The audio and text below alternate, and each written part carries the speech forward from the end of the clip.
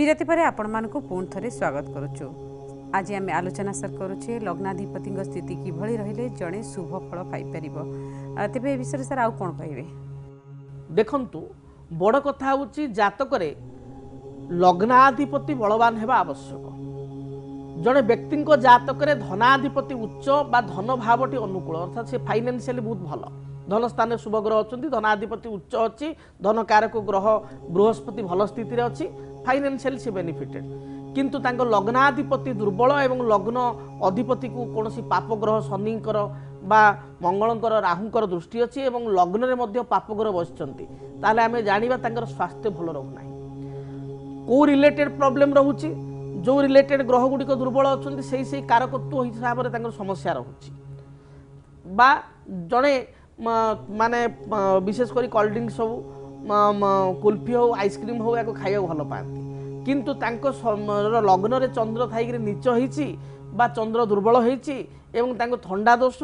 इसुनफिलिया tendency श्वास संपर्कित समस्या सदाळे रहूची पाखरे पैसा अच्छी किंतु एगुड़ा खाइबा भल लगे किंतु से ताको ग्रहण करि परिबे नाही कारण तांको थंडा संपर्कित समस्या श्वास संपर्कित समस्या कफ संपर्कित समस्या रहूची बेले बेले लभर पड़ी खाइदेले तांको समस्या होची अर्थात तांको पाखरे धन अच्छी क्रय करिवार साधन अच्छी किंतु लग्नपति दुर्बल थिबारु जो जिनिस गोटे खाइबा भल लागुची ताको से पाई पारु नाहंती जदि सेठी लग्नपति बलवान थांता ताले धन कम थिले मध्य अरेंज करी केतळे कोन जो जो सुख विलास जिन से चाहूँ खाइबा खाई पारते जहाँ चाहूँ पिंधिया पिंधि पारते तेणु लग्नर प्रथम इम्पोर्टान्स रही तेणु जमी सबकि थी आपण पाखे किंतु आपणकर शरीर आपण साथ दौ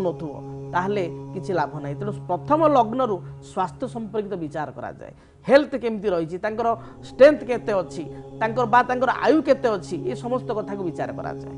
से चलते आउ जने कलर सहित कथा निश्चय। हेलो सर नमस्कार। नमस्कार किए कहते मो दारिंगबाड़ अमित चंद्र राउत कहूली क्या विषय जाना चाहते मो विषय आज्ञा अच्छा कहतु आप डेट ऑफ बर्थ कौन आज्ञा मोर 13/3/1992 13/3/1982 मसीहा 92 आज्ञा 92 13/3/1992 मसीहा जन्म समय मैं पूरा 4 रु 5 मध्य पाहांतिया अच्छा भोर तमने आपनकर सकाळ हेले को तारीख होची 13 तारीख आसुथिला 5टा मान 4टा 5टा भितर मो जन्म होई जन्म स्थान कोठी ब्राह्मणिया दारिंगबाड़ी दारिंगबाड़ी कौन जानिया पे चाहउछंती प्रश्न कोन आज्ञा मो प्राय 3-4 वर्ष हलानी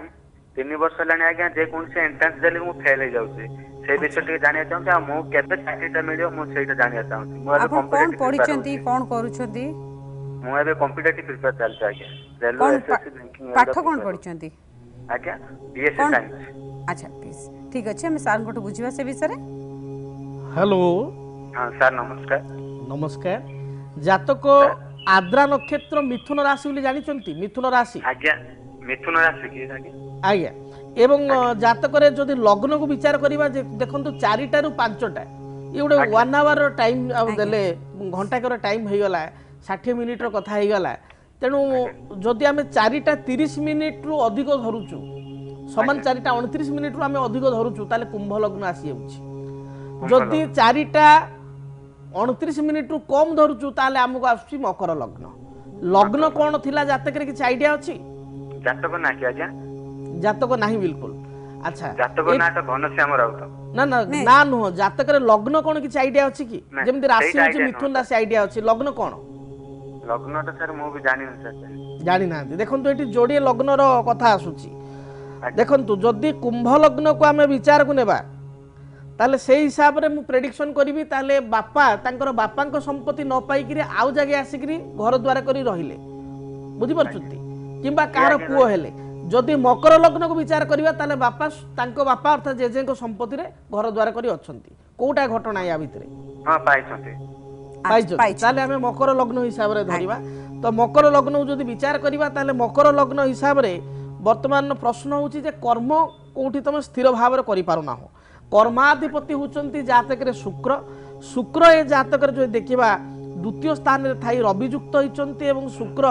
जातक रे रवियुक्त हेबा सहित अस्त मध्य होई जाइछंती कारण शुक्रंकर स्थिति जहाँ देखु अस्त होई जाइछंती तेबे जातक रे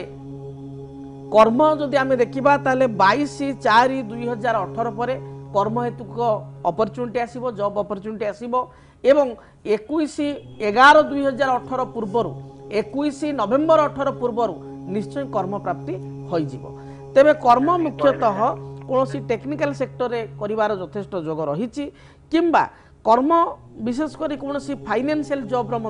अपरच्युनिटी रही कि फाइनेंशियल बैंकिंग क्लरिकल ए रिलेटेड कौन फाइनेंशियल जॉब हो पारे। तेणु ए संपर्कित कर्म प्रति विशेष ध्यान दियो। बुध जे कि जातक निर्णायक ग्रह से नीच थिबारु बुधंक पई गोटे मरकत मणि बा पान्ना डाहाणा तो काणी अंगूठे धारण कर, से तुमको निश्चय शुभफल प्रदान करिवो। मकर लग्न एवं कुंभ लग्न बौद्ध लग्न पई बुधंकर इंपोर्टेंस रही। बुध नीच अछंती, बुधंक रत्न मरकत मणि धारण कर, पॉजिटिवली शुभफल मिल पारिवो। सर लग्नाधिपति स्थिति किभଳି रहिले जने शुभ फल पाई परिबो से विषय आपण कहिले। तेबे लग्नाधिपति स्थिति किभଳି रहिले सर जनक पई अशुभ हुए साधारणतः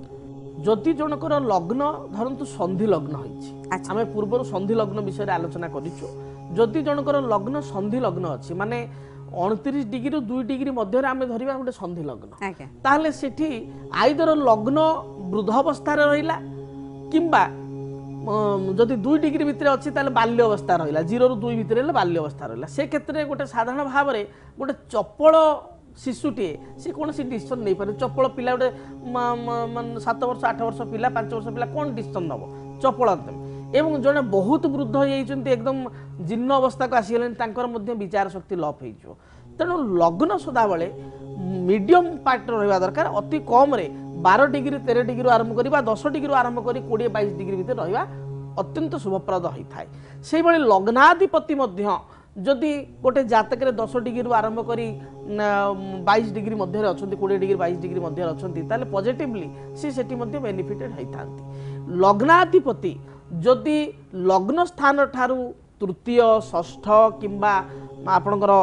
भाग्य स्थान थाए यह अत्यंत शुभप्रद होता है। शास्त्र कहा जाए लग्ने से सहजे षष्ठे सिंह तुल्य पराक्रमी सर्वसंपद्युत मानी दिभाज्यम मतिमान भवेत। लग्नाधिपति यदि लग्न स्थान ठारू तृतीय बा षष्ठ थाए ताले व्यक्ति विशेष संघर्ष करी ग्रास रूट रु अति संघर्ष करी निज टैलेंट निजे निजर परिचय प्राप्ति करि थाए एवं से जड़े दक्षता बा योग्यता गुण संपन्न व्यक्ति होता। आपण निजर जातक देखंतु निजर हॉरोस्कोप देखंतु जदि आपण जातक रे लग्नाधिपति बा फर्स्ट लॉर्ड रो अधिपति 3rd हाउस रे किंबा 6th हाउस रे अछंती ताहले आपण बहु परिश्रम करिसंती। जदि आपण को एज अति कम रे 32 बा 35 प्लस ताले आपण निजे अनुभव करिवे आपण 0 रु आरंभ करी करी 32 परे धीरे धीरे आपण यथेष्ट सम्मान ख्याति प्रतिष्ठा पाउछंती एवं ग्रास लेवल रु आपण को जीरो बैलेंस रु आपण को लाइफ स्टार्ट करिया पड़िछि एवं तापरे आपण ग्रोइंग स्टेज रे अछंती। सर आपन को बहुत बहुत धन्यवाद। लग्नाधिपति स्थिति किभଳି थिले जणे शुभ फल पाई परिबे से संपर्क रे हम दर्शक मान को अनेक कथा कहिले। नमस्कार। नमस्कार, धन्यवाद।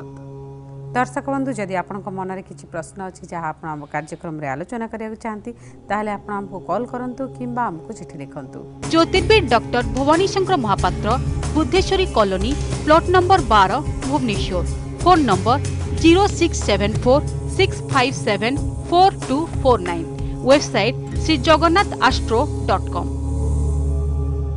पुणी देखा परवर्ती अध्याय से पर्यंत विदाय दियंतु। नमस्कार।